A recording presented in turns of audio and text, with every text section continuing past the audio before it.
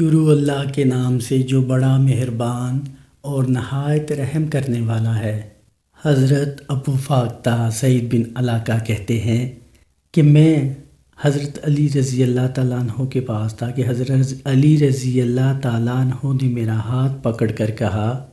کہ ہمارے ساتھ حسن کے پاس چلو، ہم ان کی عیادت کریں گے۔ تو ہم نے ان کے پاس حضرت ابو موسیٰ رضی اللہ تعالیٰ عنہ کو پایا۔ تو حضرت علی رضی اللہ تعالیٰ عنہ نے پوچھا، اے ابو موسیٰ، کیا آپ عیادت کے لیے آئے ہیں یا زیارت کے لیے؟ تو انہوں نے کہا نہیں، بلکہ میں عیادت کے لیے آیا ہوں۔ تو اس پر حضرت علی رضی اللہ تعالیٰ عنہ نے کہا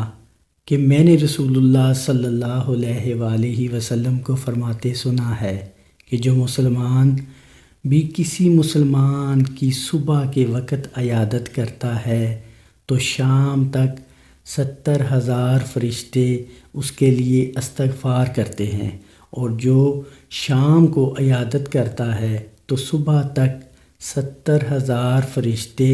اس کے لیے استغفار کرتے ہیں، اور اس کے لیے جنت میں ایک باغ ہوگا۔ اسی طرح ایک اور روایت میں ہے، ایک اور ترک میں ہے، واقعہ اسی طرح ہی ہے، لیکن اس میں سیدنا علی رضی اللہ تعالیٰ عنہ کے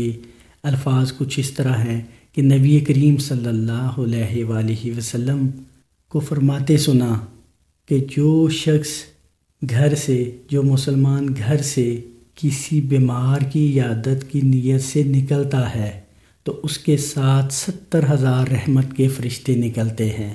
اور جب تک وہ عیادت کر کے واپس نہیں آ جاتا اس وقت سے لے کر اگر وہ شام کو گیا ہے تو صبح تک، اور اگر صبح کے وقت وہ عیادت کے لیے گیا ہے